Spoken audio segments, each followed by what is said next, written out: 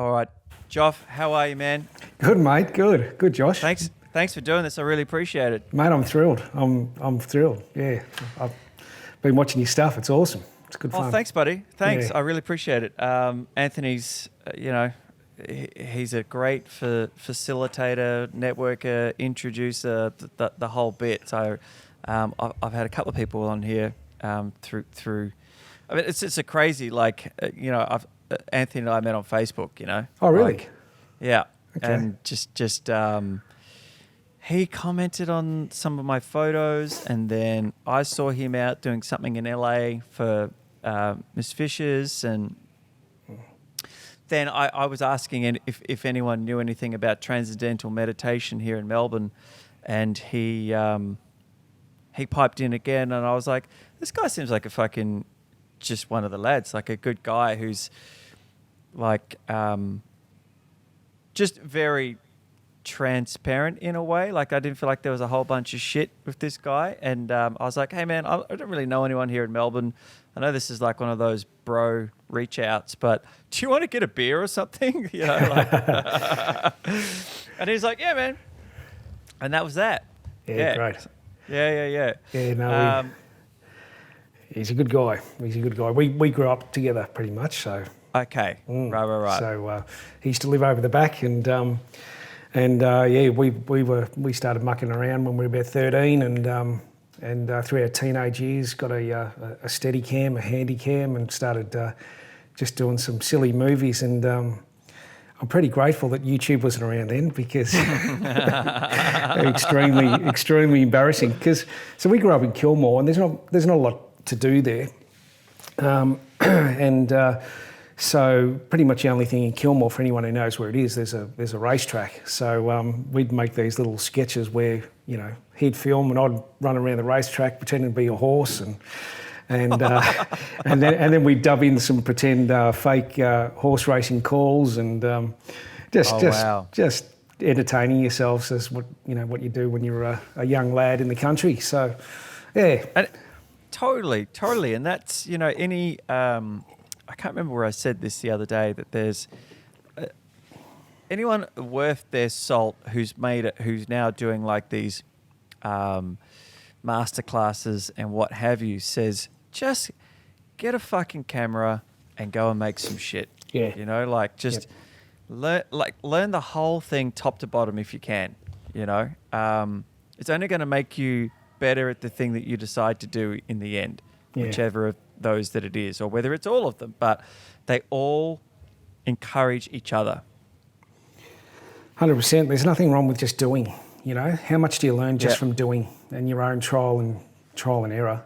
And that's what we did. I mean, we started off doing these crazy sketches, and then we just film a bunch of scenes, and we kind of knew the story we wanted to put it together in, and then we would master it to VHS by just like hitting record on the VHS player and then pausing and then queuing to the next scene and then hitting play on that and then hitting record again on the VHS, and that's how we edited it together. So good fun, good innocent fun in a country town. But Anthony's got a great energy. He's probably the most optimistic person that I've ever met in terms of fearless, happy to have a go at anything, and he was like that as a kid. So right, I'd come over and say, mate, do you want to go and muck around and do something? And he goes, I really want to work on the motorbike this weekend. And he started off knowing nothing about motorbikes, and he'd pull it apart and then put all the pieces on the ground and sort of track what they were, and then put it all back together again. And he was just self-taught with a lot of stuff. So he's always been a doer and a good fella, but I don't want to talk him up too much in case he watches it. Well, that's what I was just thinking. We're just going to fucking dial it back and throw in some negative shit there for a little bit. But let's set the stage a little bit, because you're, so that people listening know who you are and what you do. You're in the commercial corporate space as a filmmaker. That's spot on. Yep. And I want to dive into that a little bit, but so the sort of nature of the way I construct these conversations is just to run on any tangent that enters my head. And the first thing that I'm thinking, especially listening to what you just said, is why aren't you making, fiction films? Wow, that's a good question. Straight into it. Yeah, good question. Why aren't I? Look, I think to be fair, everyone who starts off thinks they're going to do that, thinks that that's where it's going to take them. I always knew when I got into this that I always wanted to make a career out of it, and I didn't want to be sort of a struggling filmmaker racking up the parents' credit card, that sort of thing. It didn't make sense to me. Because you were lucky to get your parents' credit card? My parents, Sharpie will confirm this. My parents could never even get credit, right? So we were extremely poor growing up. So we just kind of have to make do. I think. Look, there's a nugget of motivation right there, isn't it? I was always determined to say, look, I want to make sure that, we can afford a decent house. And it wasn't about material things, but I just wanted to be comfortable, and not being that... secure. Not being in that position that I'd seen, growing up. And so I wanted to be able to take what I love doing and make a commercial skill out of it. I think as I've gone on... I don't know, correct me if I'm wrong here, but I still see people doing projects even at that level that might not be their ideal dream project. You still get directors that are guns for hire. So no matter who you are and what you do, if you're an actor, a voiceover person, a screenwriter, a director, a cinematographer, you're going to get pulled in from time to time to work on, to be a gun for hire, basically. 100%, 100%. And I think most people, even probably at the Hollywood level, are still spending probably 90% of their time doing that. Now, the question, if I can reframe your question, is, how do you get to develop that 10% of the time to do what you really want to do? I probably let that slip, to be truthful, for a really long time. It just takes a while, but you go off track, and then you think you're doing the right thing because you're bringing up a couple of kids and you're making sure that they've got good school shoes and all that sort of stuff. Number one priority. And but I must confess, I love what I do. I love developing a story from the projects that we're given, and I get paid to do that. So I'm incredibly happy. I probably do suffer from, if I look at that last 10% of those really sweet spot projects that make you incredibly happy, and I think even in some people's career, those really peak moments, they occur, but sometimes they may be few and far between, but you always want to strive for those. You've always got to have something like that on the burn, I think. Whether it gets off the ground or not, who knows? Whether you make something off your own bat, and whether anyone actually ever sees it, So whether you actually just make something for yourself. And there's a management of expectations there. Yeah. On a shoestring, and you make something that you go, well, this is exactly really what I want to do. So so I think it's easy to suffer from probably the perfectionist thing as well. We've had a brief chat about a passion for bush rangers and Australian history, which we haven't really touched on. But I think for me, that's the what's the word? It's kind of the almost unachievable perfectionist kind of view on what I would love to do before I leave this world, basically. Right. Well, I mean, straight out of the gate, I'm going to say to you, you've got to fucking do it. And, I don't know you that well, but Anthony will contest to this that I'm pretty fucking direct. And you've obviously got the skills, and you've got the gear, and you've got the time in, and you will regret it if you don't. Oh, yeah, look, absolutely. It's just getting the right story, mate, but I know the right cast. I'm sure I can... Yeah. There's plenty out there, and if you ever need someone who's got experience in acting in that period, I got you back. Mate. Thank you. Look, I'm obviously really passionate about the whole Ned Kelly story. Mm-hmm. In this country, if you say, I'm making a Ned Kelly film, most people look at you like going, bloody hell, another one. Like, another one. I know, right? And ours came out the same. So I was up in fucking Kelly Country doing my background for Stringy Bark while they were filming the true history of the Kelly Gang. Oh, wow. Yeah, yep. So, and I was in full. I was, a couple of weeks away from shooting, so I was pretty ready to go, and everyone knew that there was something going on, and then I was out partying and get to know the locals and what have you, and it was a really interesting divide in who wanted to talk to me about the film that paints Ned Kelly as the villain, and who didn't want to talk to me about that. And actually, we didn't go out in Glenrowan, so maybe it would have been a bit different there. But the other towns, they were really, really keen to see someone finally make a film that told it the way it was.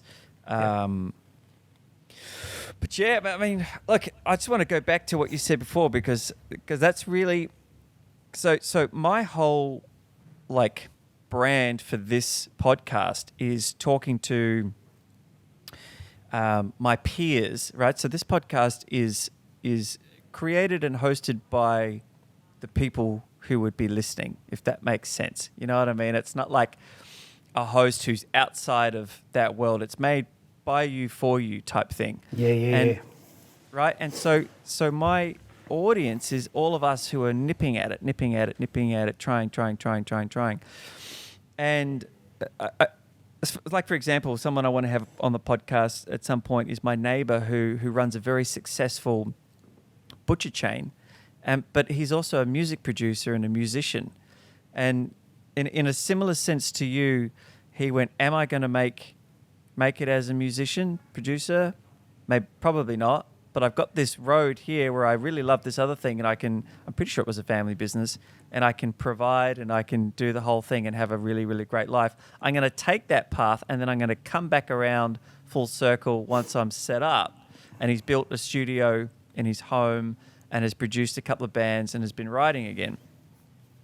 So there's this kind of fork in the road where, especially these days, where you can't just get by. You can't live on a couch or, and wait for the phone to ring for auditions, where you have to have, 5 jobs. Like I'm the same as Anthony in that sense that, he's doing tradie work here and doing fucking creative work there, and then the odd acting gig here, and then he's doing a spot 3 nights a week as a musician, and you're doing all of these things. But you've done, well, I hope that you do, now that you've sort of spilt the beans on wanting to do something in that space, that I hope that you do come back around full circle and do that thing, because that is a question that when times are hard and what have you, and you're having to pay bills, that can break completely a lot of artists. They just go. I used to know a girl in New York who was an actress for 10 years, and she was in a film with Matthew McConaughey, and she was doing well. And she just got to her 10-year mark, and it didn't hit where she thought it was going to be, and she just fucking acting, game over. Really? And I was like, wow. How could you have fucking stopped? And she's a headhunter for some corporate company in New York, and I'm like, she's like, I have a great life, I get paid, and I'm like, yeah, but I don't know. So you get to that crossroads, and your priorities shift. It's really hard to manage a way through it. And so I shoot real estate. Now, I'll probably shoot real estate for as long as it takes me to get a break in the acting world, because I enjoy it. It's enough to pay the bills. It's not enough to buy a home, but that's okay. But it allows me the freedom to do this thing. So I think your story is really, really interesting, because you found a way to stay behind the camera and keep writing, but also provide. I think the skills that you apply, you know, I was always interested in making sure that whatever I did, I still had those skills that I kept maintaining, you know, filming, editing, screenwriting. So I do believe you get a certain level of match fitness when you're doing that all the time. 100%. And you know, so certainly from that point of view, I'm ready to go. I've probably learned a few other things in recent years as well, which I might just share with you that has sort of helped me as well. I remember chatting to my bookkeeper and about it, and she said, "Look, you know, you managed to always put money aside to pay off the leases of all the gear, and you've saved to do these other things. Just set aside a separate account and put away whatever it is, 5%, 10% of your income as you go, to as like development money, you know, to develop your own projects. So when that comes around, then effectively it's just like the way you engage your own contractors to help you, you know, explore an idea or shoot a pilot or whatever it is, whatever approach you want to take, that you've got those funds there to do that as a legitimate project. So that's probably one thing that I found that we've been doing that's good. And the other thing is really around scheduling the time. So I'm a sort of a fan of having a system called a default diary. So so you have your normal diary that you put all your appointments in, and then you have a default diary which is a separate diary in Google that you can turn on and off, and it maps out basically all the hats that you wear and plans out what your ideal week might look like. So for me, I'm obviously, you know, like I've got to oversee the staff and contractors, I do invoicing, I do proposals, I meet with clients, all these different hats that I wear.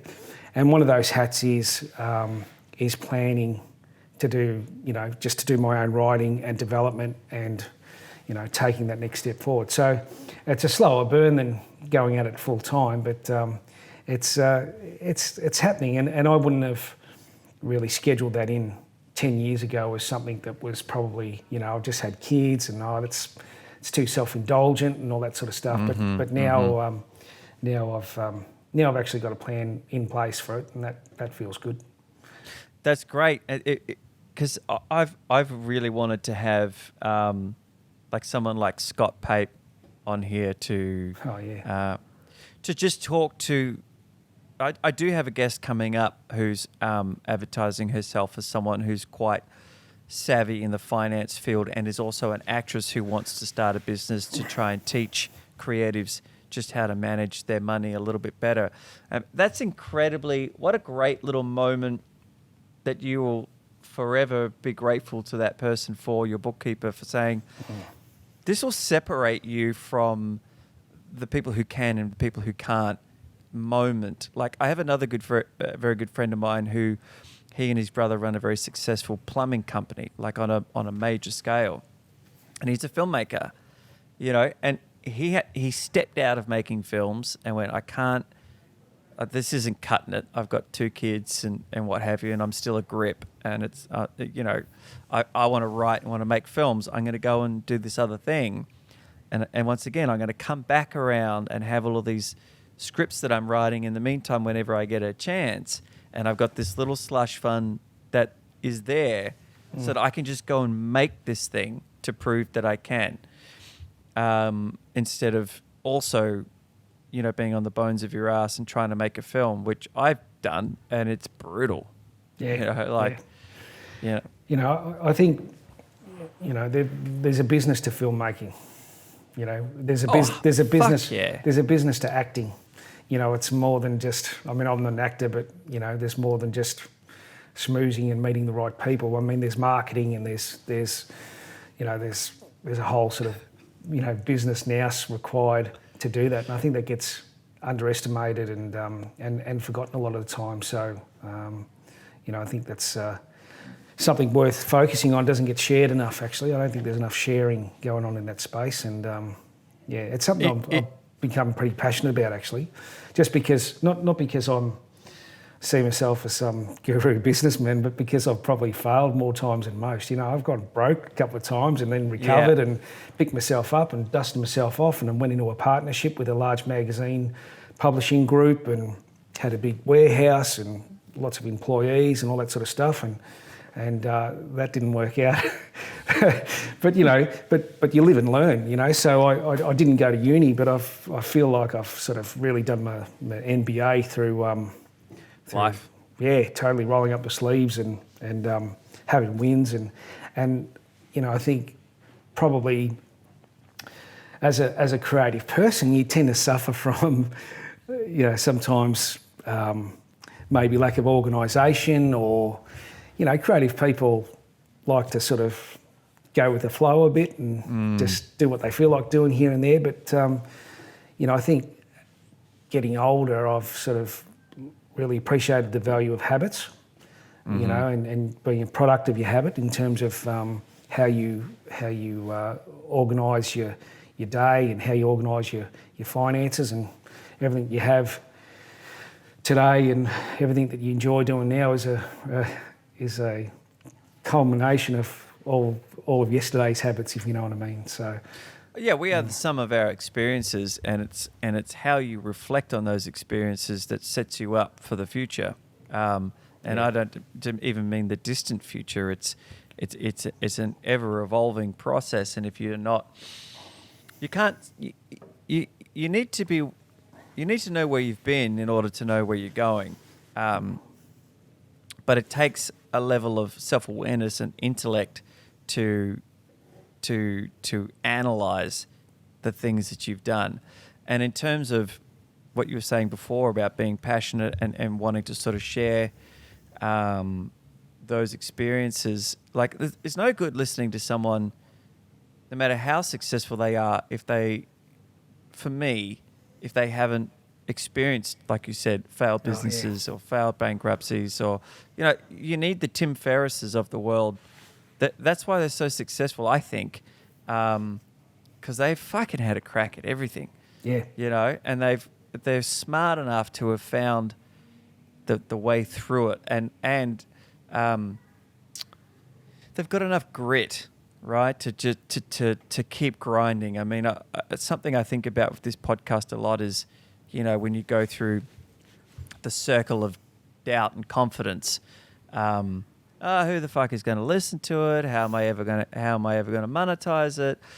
You know what I mean? Like, oh, not enough people watched it this week, or my audience is down to 14. Oh, this is bullshit, right? You know, and then I'll listen to, you know, someone like Joe Rogan, and he's like, I fucking did it for 6 years or something. I mean, he would have had an instant base, but he said the only way you make it work is the grind, man. The grind is you just keep fucking doing it.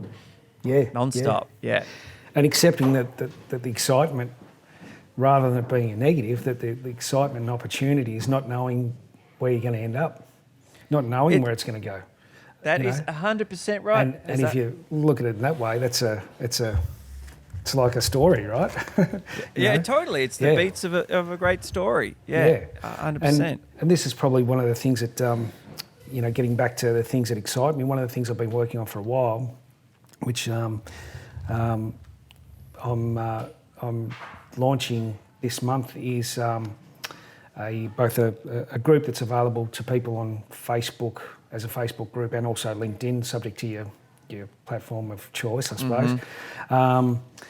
Is Corporate Storytellers Australia. So how do we pull in some of the best elements that we can learn from platforms like, you know, Netflix and the binge watching kind of method of storytelling that really gets you in, and how can you apply that to everyday businesses, whether it's the business guy down the road, or you know, the shop across the road, or, you know, a large corporate in the heart of town. How can they make stories that are actually compelling to watch, so that you're actually inspiring the people that work there and go in every day and making a big, you know, making the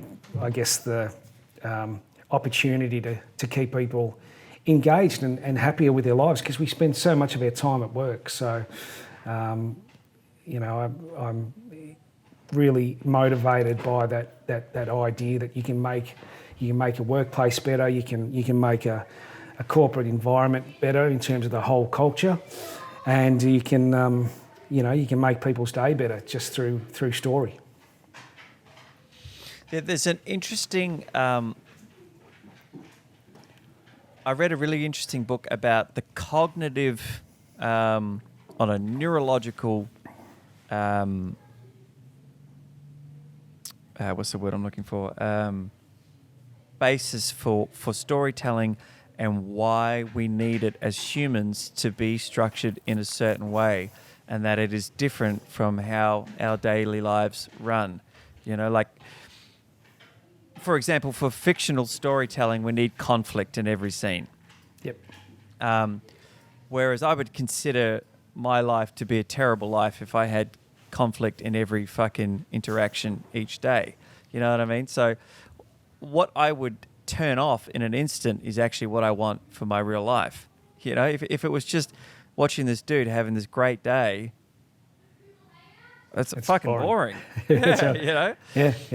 So there is a neurological thing that when our brains are watching something that isn't real, it shifts. And I don't know whether that is just, that has to be just how we are on a particle level, right? Like, because when we were 100%. as humans starting to create stories, it would be easy. There would be 10 cavemen who did a painting, and the one that had the biggest contrast won, and then I'm making shit up, but you get it, you know what I mean? The guy who did the fucking rainbow, everyone was like, kind of like the... Absolutely. Before we had language, that's how we passed on, cultural learnings and things like that, which is through cave paintings, and they were our prime method for storytelling. So I've always been a firm believer that it's in our DNA. It's certainly in the Australian cultural DNA through, if you think of our Indigenous peoples that have been doing drawings and artwork for 60,000 years. It's been for the settlers that came out in the late 1800s that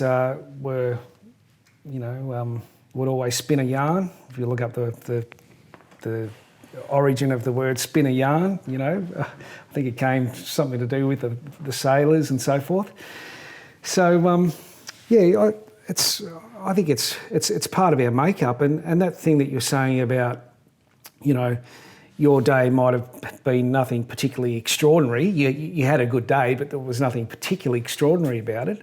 But you get to see and watch someone else's life unfold through a dramatic narrative, and it heightens the human emotion, and I think that's what we're looking for. Is a heightened human emotion, even for people who believe that corporate stories are boring, or safety videos are boring, or a wedding video is boring. I mean, if you can't if you can't move someone in a wedding video, get out of the business. I've worked with heaps of people who go, mate, I'm too good for weddings. I'm not going to do weddings or whatever. But I've seen people that cannot tell a story about a bride and a groom on their happiest day of their life, coming together, saying their nuptials, having photos taken, and the narrative around the speeches and all the characters that are surrounding them for the day. If you can't tell that story, then you can't tell stories. I mean, it's an easy one. So I'm not suggesting that people should love having to do wedding videos. Some people love them, and some people do amazing jobs with them now. And that's not the game that I'm in. I started off doing it long time ago. But once again, it's just a fundamental storytelling technique. It's documentary, right? I'm going to offer a rebuttal to that wedding anecdote that you threw down there. Go for it. I think you're right, but I also think if you don't fucking love shooting weddings, then you definitely shouldn't be there. You know, like Sure. if there's anyone in that space who's like, ugh, another wedding, and No, you still might even be. I'm 100% with you on that. 100%. You got to with go. Yeah, totally. You got to go. Totally. Yep. Yep. Yeah. And you could probably, I wouldn't have said that. Some people who don't know me well might have said, listening to me in conversation, that I was one of those people that thought they were too good for weddings, because so many times when I've been down and out financially, especially when I was a high fashion photographer before real estate and acting.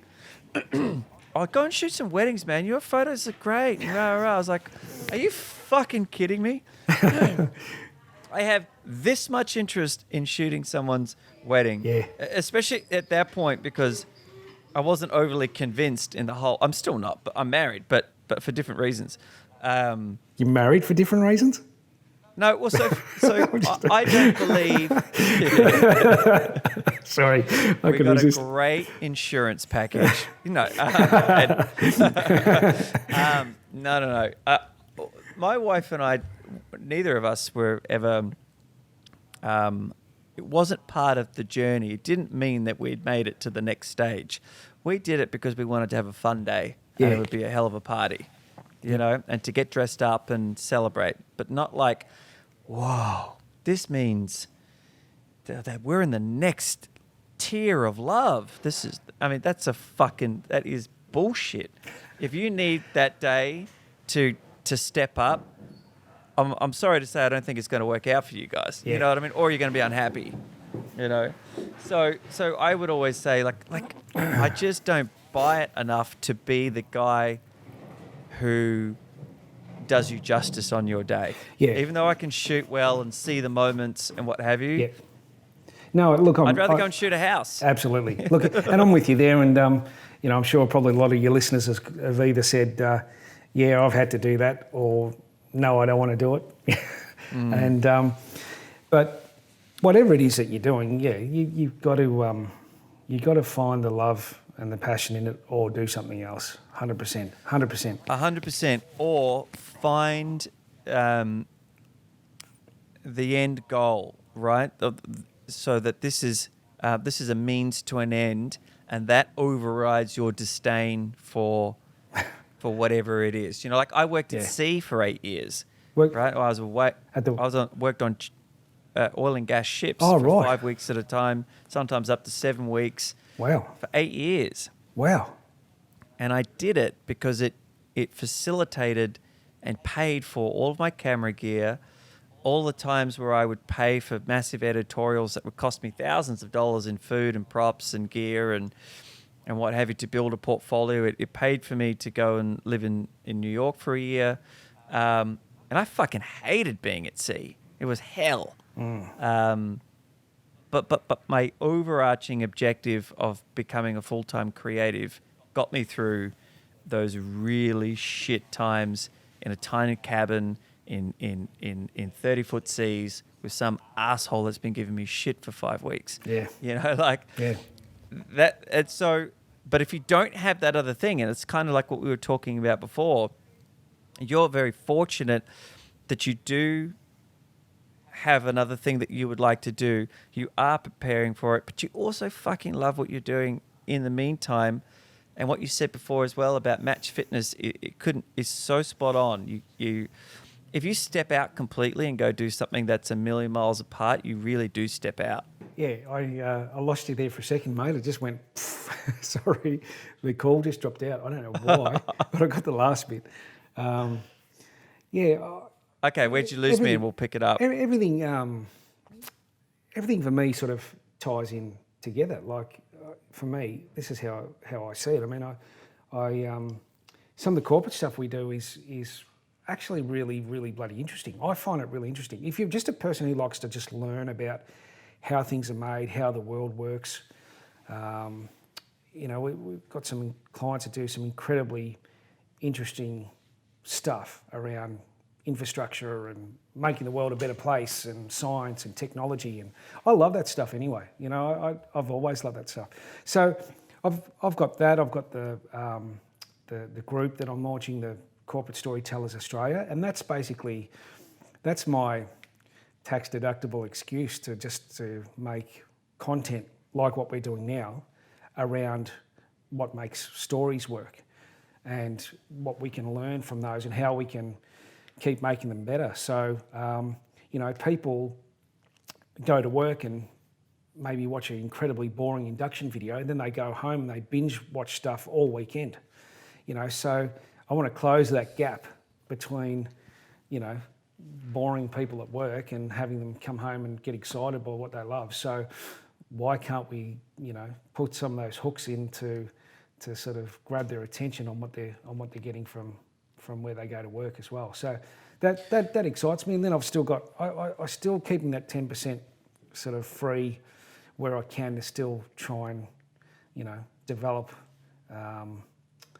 that kind of Australian history story that I want to make for myself. So it's I'll get there, mate. I promise I'll get there. Don't worry.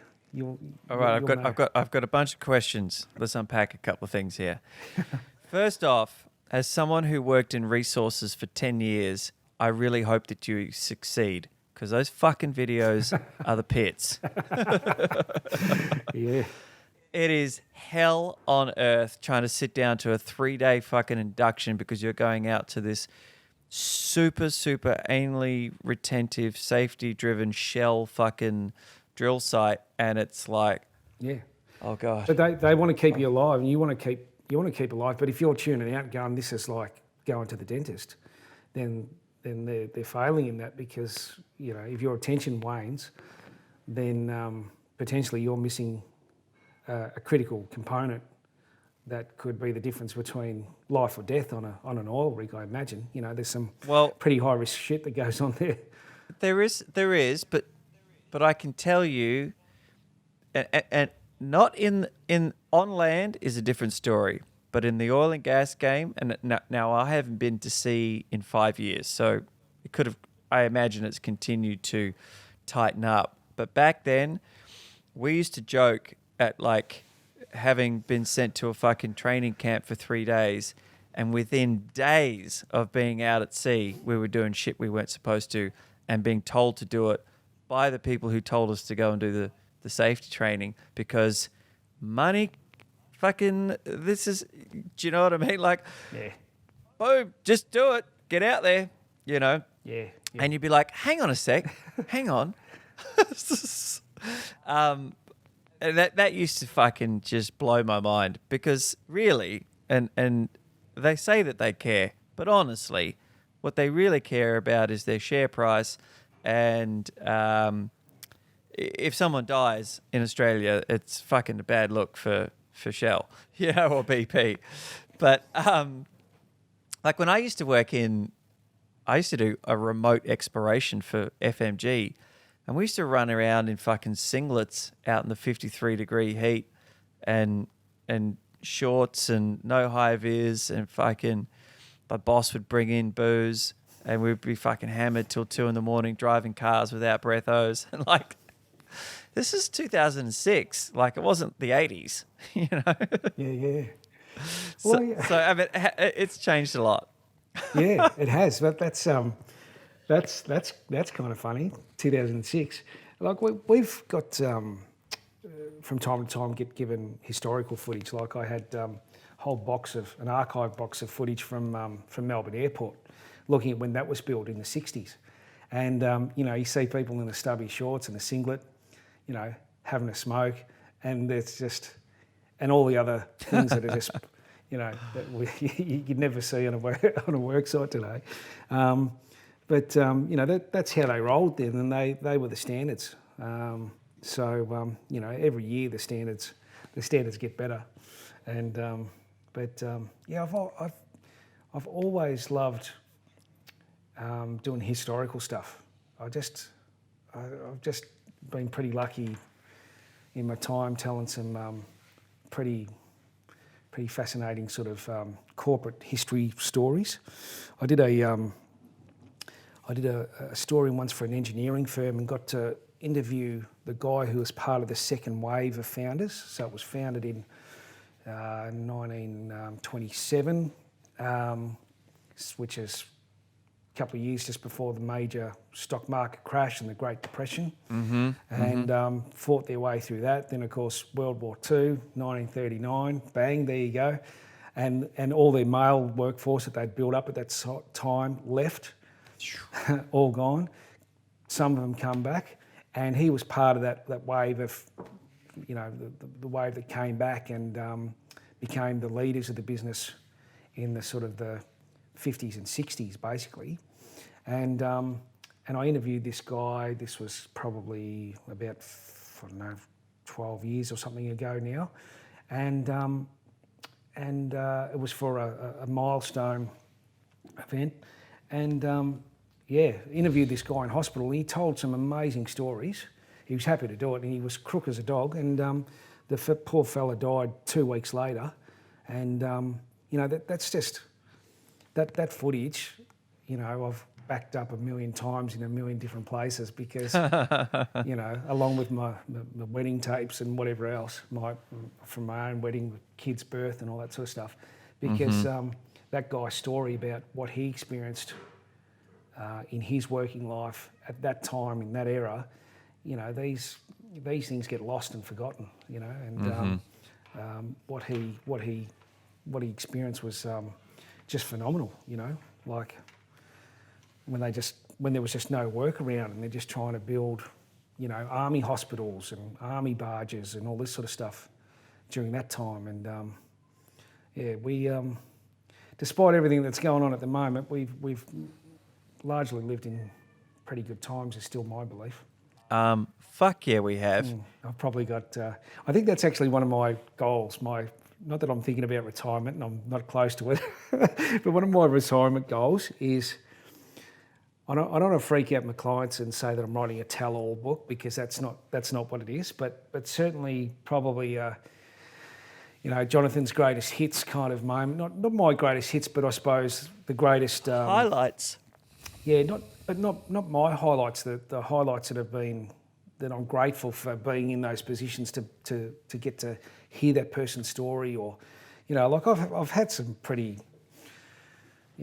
groundbreaking sort of stuff where you just go, mate, I didn't see that coming. And, so in terms of, you watch Netflix to try and experience that real human emotion. Well, when you're doing docos and different things, sometimes it's unfolding right before your eyes. And I think certainly as I've got older, I've certainly felt more grateful for those opportunities where I would never have found myself in anyway. And for me, corporate storytelling's really, I reckon it's, if you get bored easy, it's a great job, because you're at a different workplace every day. You're doing something different every day. You're talking to someone different. One day you're on a mining site. Another day you're in a massive corporate boardroom with views out to the sea. Another time you're filming a story and someone's crying before you.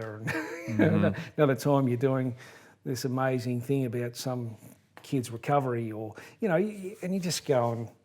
If only they knew what I was doing yesterday and what I'm doing tomorrow, So I think video guys make the best sort of cocktail party conversationalists, because they can talk to anyone about anything in any industry, and just have little kind of highlight moments. Like I was thinking about one of the very earliest jobs that I've ever had recently, because I fly a fair bit for work, and I love flying with Virgin and all that sort of stuff, and I'm not giving them a plug. I know they're not sponsoring this, and wouldn't that be great? A couple of weeks ago, we didn't even know if they were going to still be around, and it looks like they're going to be continuing from what we can tell. Right. But like one of the first corporate jobs I had, I was a camera assistant. This is back in, I think, 99, thereabouts, and on a job for Ansett Australia. I was like, for the last corporate video they ever did. And there was a guy from Kilmore there who was one of my uncle's best mates, and I saw him at the head office, and I was chatting to him, and I'm saying, his name was Brendan, lovely guy. I said, Brendan, what's going on here, mate? What's going to happen? And he goes, oh, Joffa, mate, we just don't know. It's looking grim, And this was just right on the cusp of when when I think it was Lindsay Fox and Solomon Lew were looking at trying to potentially save Ansett if Johnny Howard came to the party and all this sort of stuff. And they had this kind of old style big TV in the office. And the news came on with Mal Walden, and they all stopped and they all crowded around it. And we stopped filming, obviously, and they turned up the telly and the news came on, and it was made official by the newsreader on the news that Ansett Australia would be no longer. And I look around and I'm standing pretty much in front of and around all the employees in the head office. And you know, as a young bloke, I'm sort of thinking, what happens next, you know? And the director comes over and leans in my shoulder and leans in my ear and says, mate, put your invoice in tomorrow. Now, I didn't expect to get paid, around. but I did. And and so I saw basically everyone who was nice as pie to us on that day find out in that moment that they lost their jobs. They no longer had a job. Yeah. So so you know, I was on another work site once back in 2012 where the managing director didn't see eye to eye with the board members at a board meeting that was taking place while I was there filming, and then he got frog marched, basically, resigned, got frog marched, whatever. But everyone was just going, hang on, let's just stop the filming. Like I was due to film him, and they're like, he no longer works here and he's left. And this was a large organisation, and he'd been frog marched, and I'm like, wow. Do you watch Succession? No, I don't. No, what's that? Tell me about that. Yes, Brian Cox, one of the Culkin boys, not Macaulay, but his brother. Succession. It's an incredibly well awarded show. Brian Cox, I'm pretty sure, has won an Emmy for it. But it's about a media magnate, fictitious story in New York, and he has a stroke, and his younger son is trying to take up the reins, and it's this whole clusterfuck of, family history and who's going to take over and the old boy and what have you. But yes, well, you haven't seen it, so I don't want to fuck it up for you, but Thanks. I'll stop it there. It's an what absolute service must. is it on? You have to buy. It's a HBO show, so HBO, you've got to. okay. Yeah. Yep. If you've got Foxtel, you're rocking. But fuck Foxtel. So iTunes. Yeah, that's all right. But that's the other benefit. Like when you're in this business, you get to claim a lot of these things, right? Because I'm writing about it for the Corporate Storytellers Australia, and I'm writing about some of the things I'm learning from that. So you might you must earn over the threshold. So under the threshold, you can stick your fucking viewing up your ass. Yeah. Yeah. But I want to now deviate because I am really fascinated about your interest in Australian history and the bushranger period, and I would love for you, because the other thing that is really the core of this show, call it a show podcast. Is that I want it to become a platform for where ideas or even fully developed scripts are floated and community tested, and so that it becomes like a water cooler podcast in production companies where they might be looking for a new idea, and it's like, well, there was a really great idea that was vetted or spoken about on Big Wonder. You should listen to this podcast with this young writer out or upcoming writer out of Melbourne. He's got a really she's got a really great story about this or that. So I want to paint the ideal situation that with this 10%, or it's your little your slush fund, because obviously I'm sure you would have given it a bit of thought. What would you want to do? What would you want to tell? How would you tell it? Yeah, so Or have you never shared this with anyone and you're reluctant to share it? No, I was just trying to think. I was thinking of two questions. It wasn't where I thought you were going to ask. I thought you were going to say, where did this interest start from? But then you went to sort of like what? Through your curveball. Yeah, pretty I want to much. know what you want to do. I want to know what you make. This podcast is about Sure. things that people want to make. Yeah, okay. There's a lot of controversy around the Ned Kelly story. And, you know, like I grew up down the road from where he grew up in Beveridge, basically. And when I was a young lad, my dad took me to see the Kelly tree and all that sort of stuff. So I was always pretty inspired by that. There was a film made in the 50s with an old footballer, Bob Chitty, I think his name was, I'm trying to remember. And it told the story of basically of an old man telling the story at the start. It's a little bit like, if anyone's seen Young Guns 2, they sit down with this old fella and it turns out he's Billy the Kid. He's actually reliving the story. Right, yeah. He wasn't killed by Pat Garrett. Famous. That was very good. He wasn't killed by Pat Garrett. That he actually he survived and he told the story to a journalist. So there was a film, and the name escapes me. And I've got a DVD. I actually bought it on DVD downstairs. That tells it from that perspective where Dan Kelly allegedly escaped. And there's been a book written about it as well. Yes, yeah. Right? Now, have you seen the photos of him? Of the guy who came out and claimed that he was him? Well, I was going to ask if you've seen the film. No, I haven't seen the film, but I've seen the photos of the guy. Not as in the creative film that was made in the 50s. There's footage of this person. Yeah, so that was Bud Tingwell did the narration to that 50s film. This was footage that was shot in 1932, old film footage done in the bush of this short old bloke with a Irish accent saying that, you know, I'm Dan Kelly. And the reason I bought this film, it's not particularly a very good film. I guess it's in line with maybe what had been done for the day, but it was a very early sort of crack at Australian storytelling for that. Not to be confused with the very, very first Australian feature film, which was the 1912 Ned Kelly. But this film, this 1956 one, was a debacle and was I think it had various directors and it came with a whole bunch of challenges and it was really sort of piecemealed together at the end.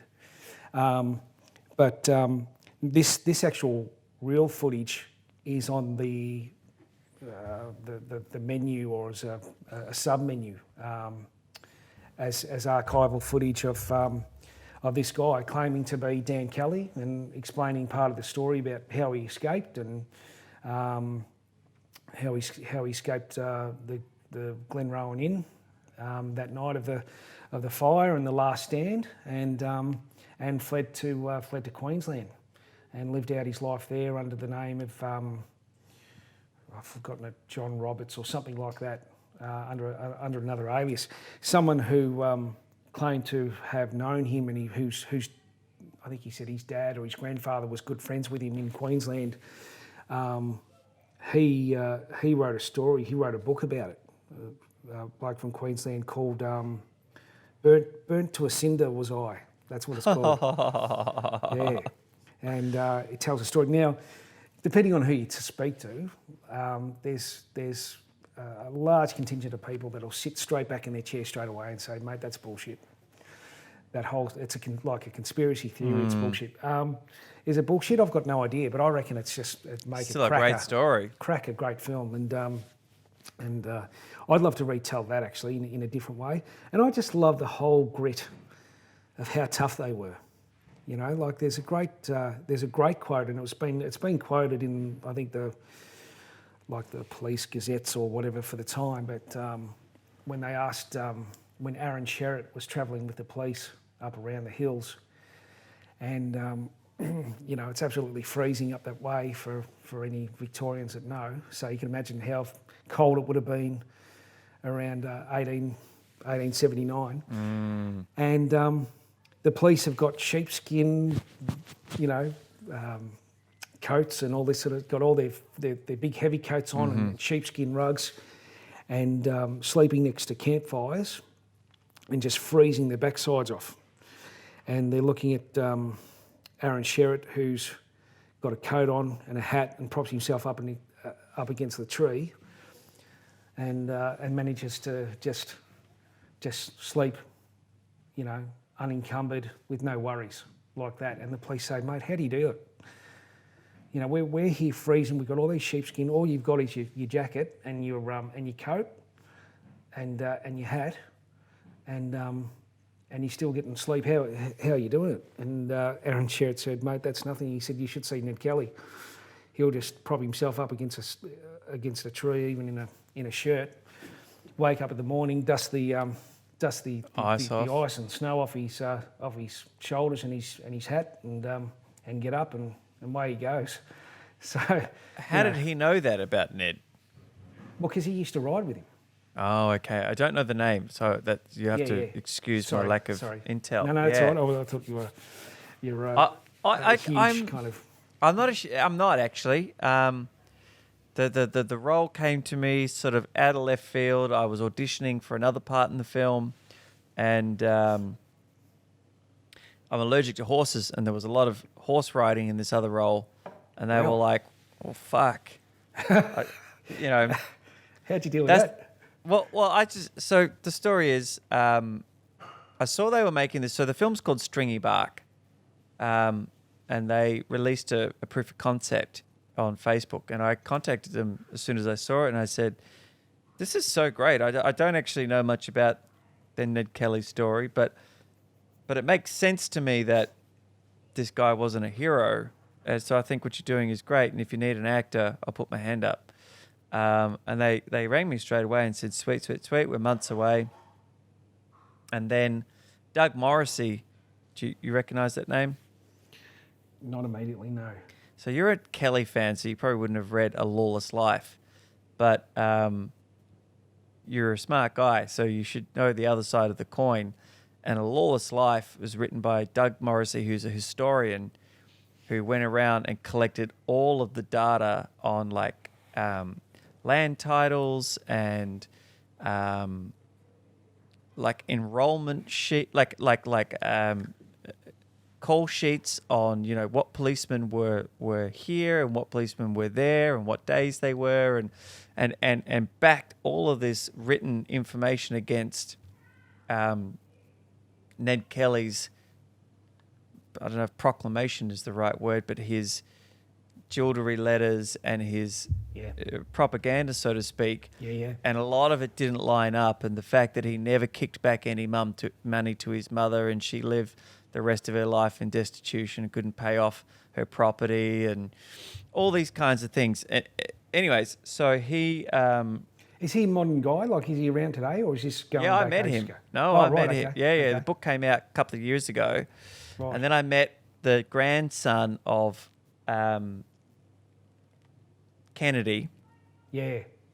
Didn't he write a book? One of them wrote a book. Yes, Black Snake. That's it. Yeah, I heard about that. So I went to the book launch of that, and the trickle down devastation and depression that has lived with that family since the re-emergence of Kelly fans and statues inside their lifetime of McIntyre. Yep. You know, is horrendous.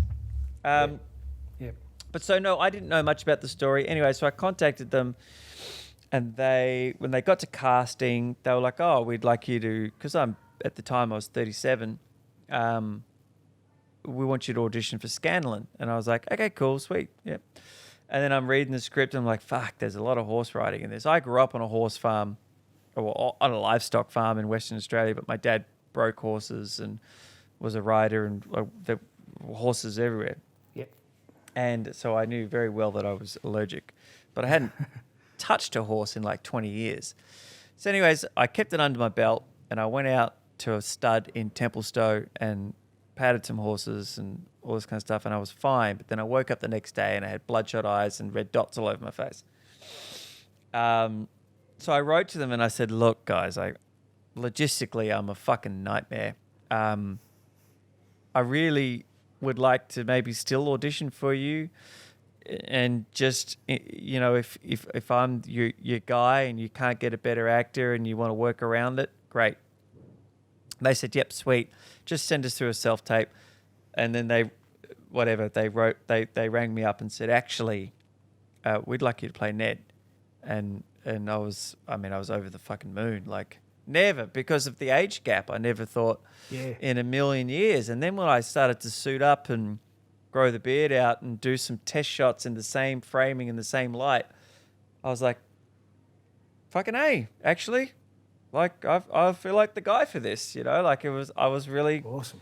I was really on board with it.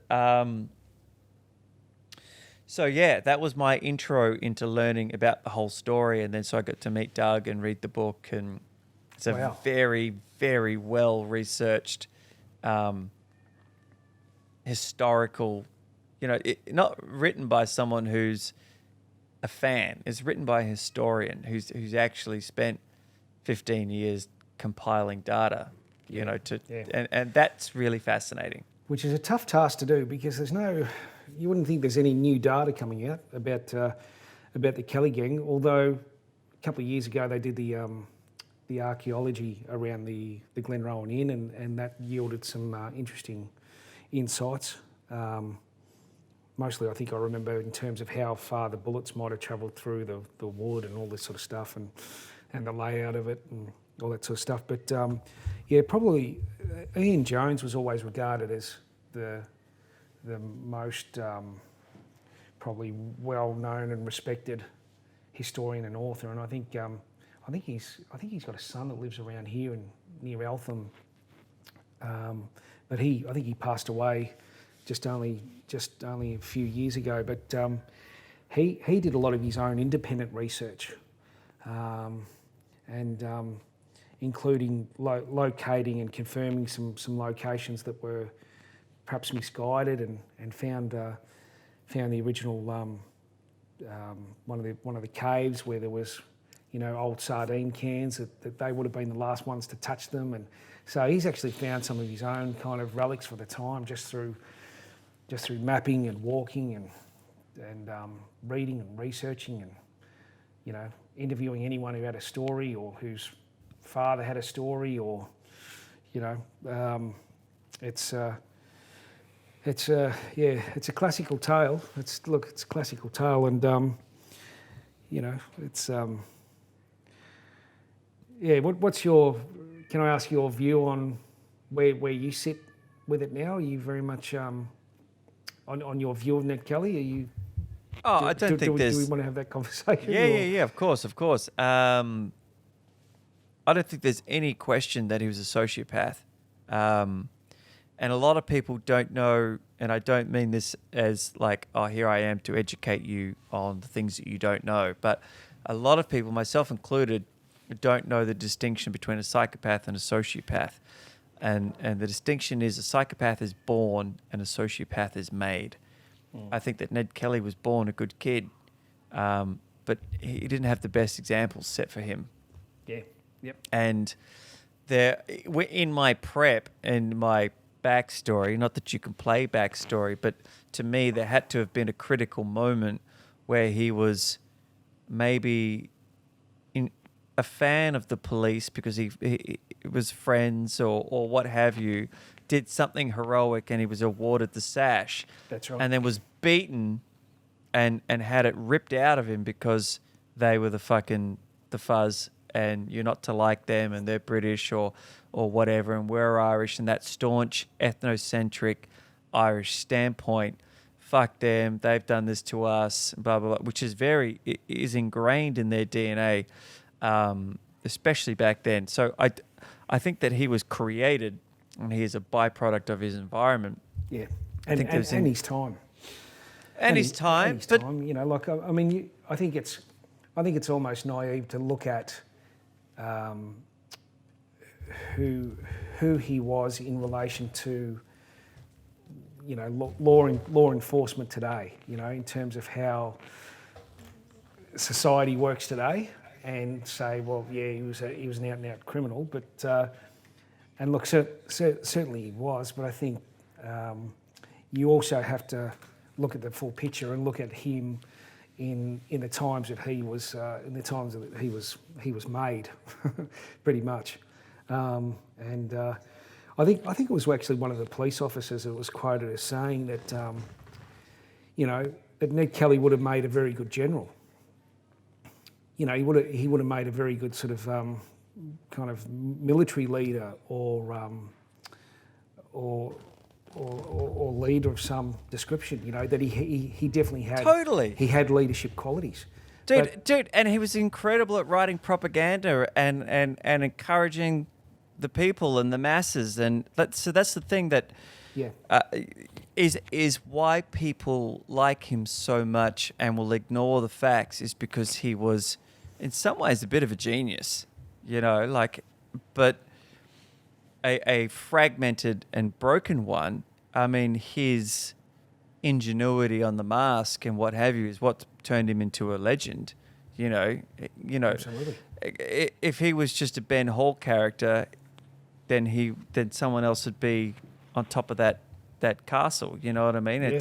It's only because of the mask that he sits at the top of that statue. Well, do you know what I mean? Yeah. And it's speaks volumes about intelligence, but the fact remains is that he murdered people in cold blood who weren't there to kill him. Yeah. Yeah, and that it doesn't matter what time it's in. That's if a cop is doing his job because you fucking shot a cop, then you don't get to shoot them, and you don't get to say, "But he was going to shoot me," because you're a fucking criminal who's avoiding arrest. Like, of course he's going to shoot you. That's his job. He's paid to do that by the government, and he has a license to do that. You do not. Yeah.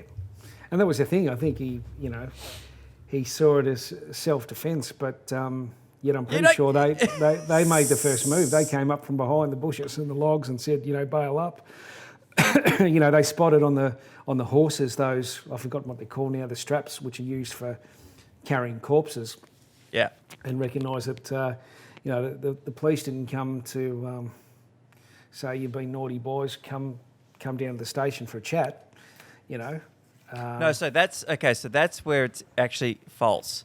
There is no inventory. Well, that was their perception. But that was their perception. They saw those straps and they went, they're here to take our life. Yeah, they made that up though. They never saw those straps because they were never purchased and they were never given to the cops. The cops never went out there with those straps.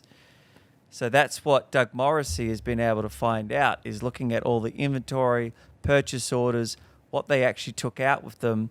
They even have photos of when they were leaving.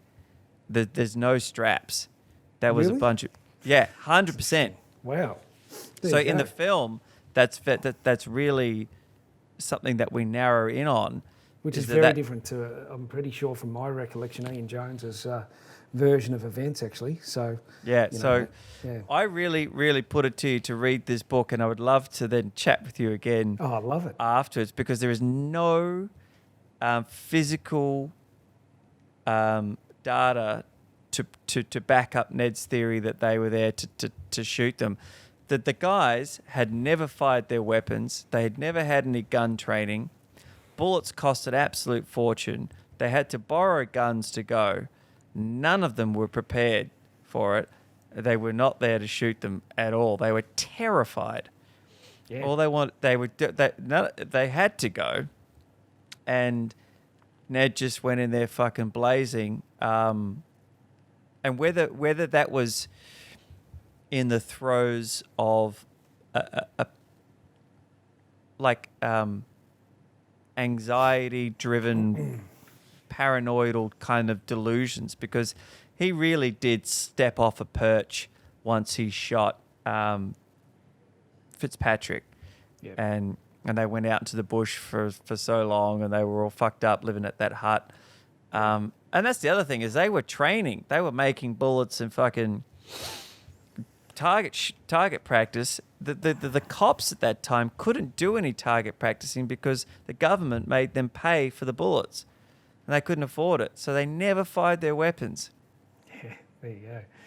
And the guns didn't shoot that straight either. No, they were single action, and I mean, Ned was shooting on an old carbine. Fucking.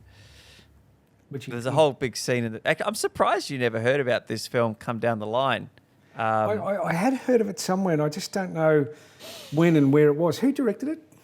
So it's young lads. They were 20 years old, out of Geelong. Ben Head and his dad, Tim Head, and Ben Thompson shot it. They're out of VCA and Nice. Swinburne. Nice. And they managed to raise like 37K on Kickstarter. On Possible. Okay, yep. Because Doug Morrissey did an article about them in the Morning Herald or whatever it was, comparing them to Russell Crowe's film, and how they were the only filmmakers on the planet bold enough to tell the real story, and blah blah blah blah blah. And the Victorian Police Department and the non-Kelly enthusiasts, they made like 30K in a day or something like that. I'm probably wrong in that, but they made like bank like that, and their whole film changed from pop guns to fucking an armourer who went and made guns, and we got all the right gear and horses and a place to shoot, and it was really, really incredible, and I feel very, very privileged to have been the guy to play that part. That's awesome. It was really, really, really awesome. And it's opened a few doors for me, and it taught me a lot about... I think about this scene in the film a lot, actually, just as an actor, and people, when you're coming up, I don't believe that I'm someone who has natural scene instincts. I'm more of a... Paul Newman said it in an interview, not recently, but 20 years ago, but forget how he phrased it. He said he was very jealous of the Marlon Brandos in the world who had this natural intuition for scenes and choices, whereas he had to really... he was very cerebral about the way that he processed scenes, and it had to be very thought out, and it was a long curve into getting to the place where he was then intuitive in scenes. And that film, for me, one scene in particular, was the first time that I ever felt that I responded in a way that wasn't planned, that went against everything that I had prepped for, and was what made the cut. And I thought, that's it.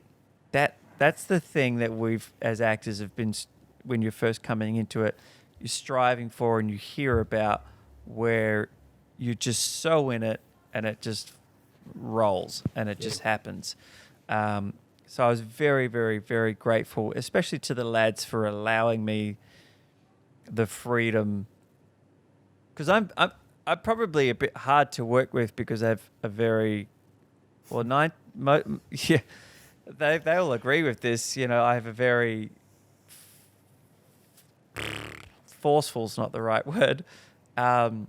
Just like strong opinions, or strong opinions, and it's a double-edged sword, right? I asked them why they gave it to me, that role, and they said, well, when we looked at you, we thought, yes, I could believe him as that guy, but mainly outside of perceived talent, you were doing a lot of homework. Yeah. And so that's the double-edged sword. With that amount of preparation comes a very strong idea about how you want to do it. Yeah. And a good director will just let you do it. I think you always want to see what someone's going to bring to the table. Like you can try and instruct something to the nth degree, but really you kind of just want to get that balance right of seeing what people will bring to it as well, because they'll bring something that maybe you didn't even think of. So you've got to be flexible and be open to that. But I reckon a director loves nothing more than someone who's absolutely done their homework, done their reading, comes prepared, comes with ideas, shows deep thought about what it is that they're taking on, and how they're going to apply that. The And details. Yeah, and if you're smart, just always allow a little bit of wiggle room. You know, like do your prep, have it, but don't ever have it so locked that you can't evolve in the space. No, yeah. And that's what that scene taught me. I had this idea of being very cool and calm in this particular scene, and I had it locked. And then so the director's dad actually played Kennedy, and he's calling me a cunt, and he fucking, you fuck, what is it he says? Anyways, I can't remember his line, you fucking cowardly cunt. And I fucking lost it at him.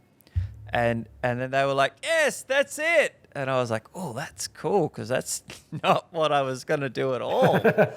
Wow. And it was great. And I Because you went really, with the moment.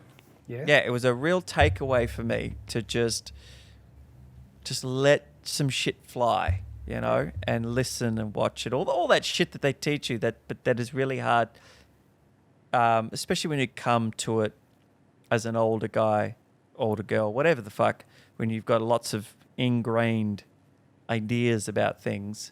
I didn't start acting till I was about 33. So, Oh, wow.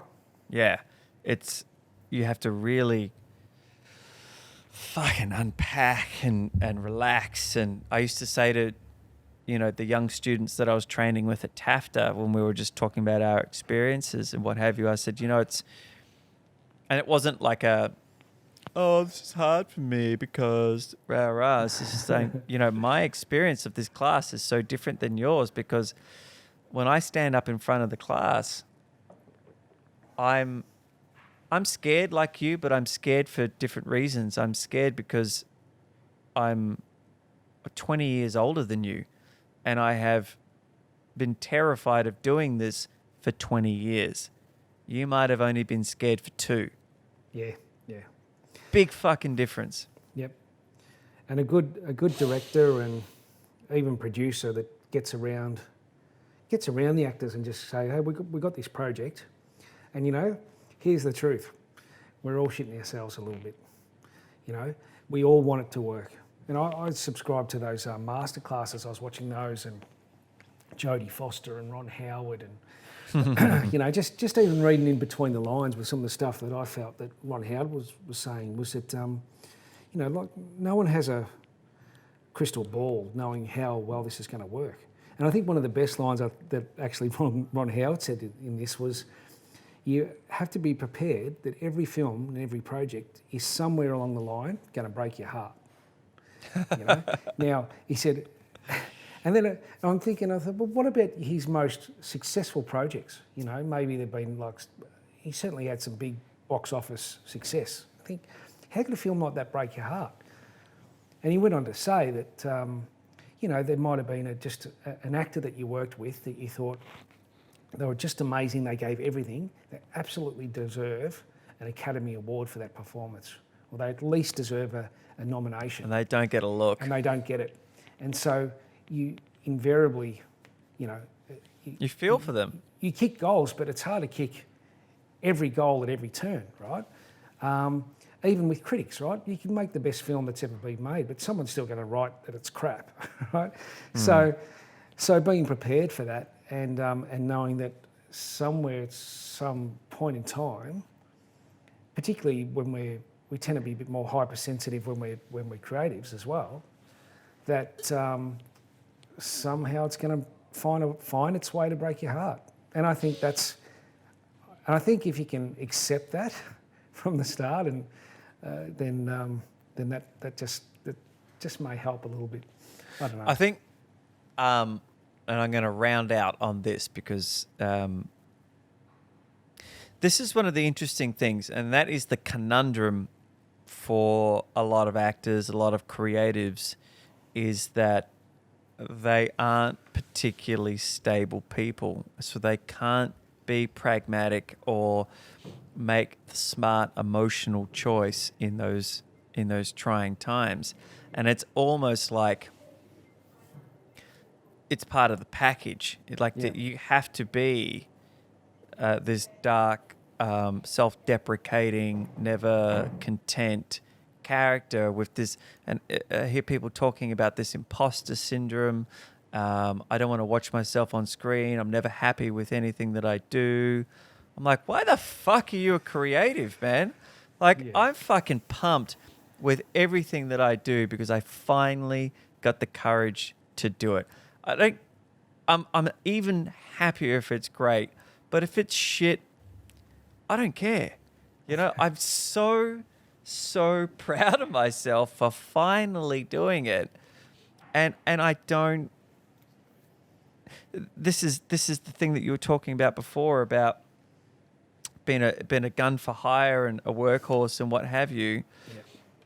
Know the separation, right? Know when it is that, and do it dispassionately. Know when it is your passion project, but at the same time, just know that if you got the guts and the fucking the momentum and the courage to do the thing that you want to do it for you. Do not do it for praise. Do not do it to entertain. Do it for you. I think this is one of the biggest flaws of people who consider themselves to be entertainers. I think 9 times out of 10, they're highly depressive people who are longing for, and if they don't get it, they're fucked. Yes. I couldn't give 2 shits about getting any kind of good review or any kind of applause or whatever. I hope that I only ever do the things that I want to do, and I don't care if that means I only make 60 grand for the rest of my life. I'll be a happy camper with that, man. Mate, beautifully said. I agree 100%. There's, you know, you need to find that place, or whoever needs to find that place where, you know, just your own pat on the back is more... Is enough. Is enough, absolutely. If you're doing it to please your dad, who, you know, never said, good I job, love you enough. little Billy, or whatever. You know, you sort of... we are strange individuals. It takes a long time. I reckon you get better as you get older. I don't know why. Fuck, you'd hope so. You do. You, like as in just in terms of being just comfortable in your own skin and... I don't know. Look at our parents. Making a dickhead of yourself enough. Just while you're talking, I looked up something for you because I thought it was just very, very poignant to what you said, which is one of my favourite quotes of all time by Theodore Roosevelt about the man in the arena. Do you know this famous quote from him? No. I'll read it because I obviously don't know it off the top of my head, and I just thought No, this would be a great place to close it out. Let's hear it. Yeah, this is this is cracker. It goes, it's not the critic who counts, not the man who points out how the strong man stumbles, or where the doer of deeds could have done them better. The credit belongs to the man who's actually in the arena, whose face is marred by dust and sweat and blood, who strives valiantly, who errs, who comes short again and again, because there's no effort without error and shortcoming. But who does actually strive to do the deeds? Who knows great enthusiasms, the great devotions? Who spends himself in a worthy cause? Who at the best knows in the end the triumph of high achievement, and who at the worst, if he fails, at least fails while daring greatly, so that his place shall never be with those cold and timid souls who neither know victory nor defeat. What a fucking legend. And you, my friend, doing this podcast, you are the man in the arena, having a crack, you know. Thank you, sir. I appreciate that. No, it's fantastic, mate. You're doing a bloody great job. So I hope, I would love if we did a creative project. If I have a gig and you are in the cast, mate. That's a done deal. I have to make sure there's no horses, but we'll get there one day. Well, let's float some ideas, man. I'm on a writing tear at the moment. I'm working on a TV show, which I can't believe I'm actually doing. I'm writing the pilot as we speak, and I'm working with another team of actors creating a little web series. Anthony and I just worked on his Perfect Chaos. Oh yeah. Yeah. Don't make it a year down the line. Make it next week. Let's run some ideas. Done. Okay. Love your work, buddy. Captain. You're a legend.